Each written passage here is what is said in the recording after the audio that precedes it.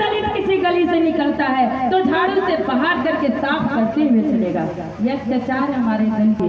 इतना ही नहीं मेरे साथियों, बहुत और इतना कायम रखा कि जिस शिष्य को, लेकिन बाबा साहब अम्बेडकर जो स्कूल से बाहर बैठ के पढ़ता था, उसने 2 साल 11 महीने 18 दिन में संविधान।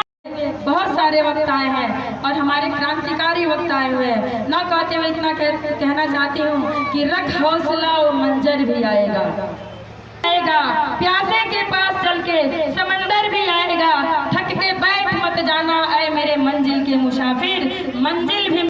सोच को बदलिए, सितारे बदल जाएंगे। नजर को बदलिए, नजारे बदल जाएंगे। कश्तियां बदलने की जरूरत नहीं है दोस्तों, दरिया को बदलो किनारे बदल जाएंगे। दरिया को बदलो किनारे बदल जाएंगे। जय भीम, जय भारत।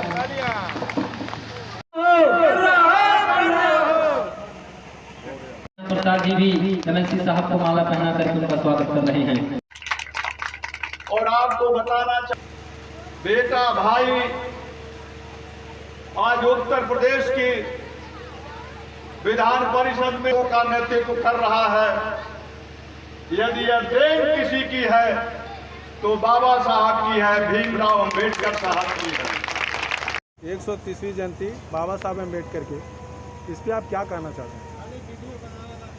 सबसे पहले मैं बाबा साहब भीमराव अंबेडकर को अपने क्षेत्र, अपने गांव सिसवा मटिया और अपने क्षेत्र देवरिया कुशीनगर की जनता की ओर से, अपनी ओर से बाबा साहब की 130वीं जयंती पे मैं उनको सत नमन करता हूं और उनको श्रद्धा सुमन अर्पित करता हूं। बाबा साहब ने देश को संविधान देने का काम किया और आज संविधान को बचाने की ज़रूरत है।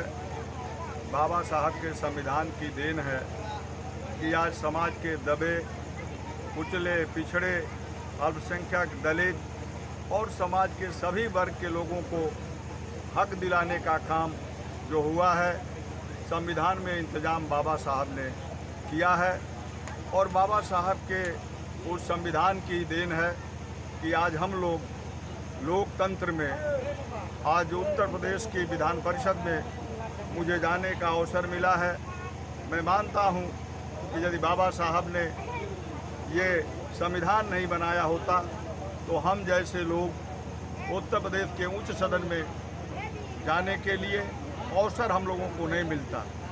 बाबा साहब को पुनः उनके जयंती पे मैं श्रद्धा सुमन अर्पित करता हूँ, सत नमन करता हूँ। आप ये जो आपके साथ पब्लिक जमी हुई है, भीड़ लगा हुआ है, इनको आप क्या कहना चाहेंगे? मैं बाबा साहब के संदेशों को हम बताना चाहेंगे कि बाबा साहब ने यदि किसी बिंदु पे जोर दिया, सबसे ज़्यादा जोर दिया, तो उसमें शिक्षा पे बाबा साहब ने जोर दिया। और हम कहेंगे कि जो यहाँ उपस्थित लोग हैं वो अपने बच्चों को शिक्षित बनाने का काम करें।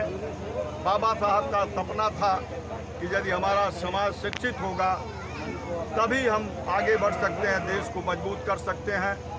हम इस अवसर पे यहाँ उपस्थित सभी भाई बहनों और बच्चों से, नौजवानों से कहूँगा कि सबसे ज़्यादा ज़रूरत है तो शिक्षा की है।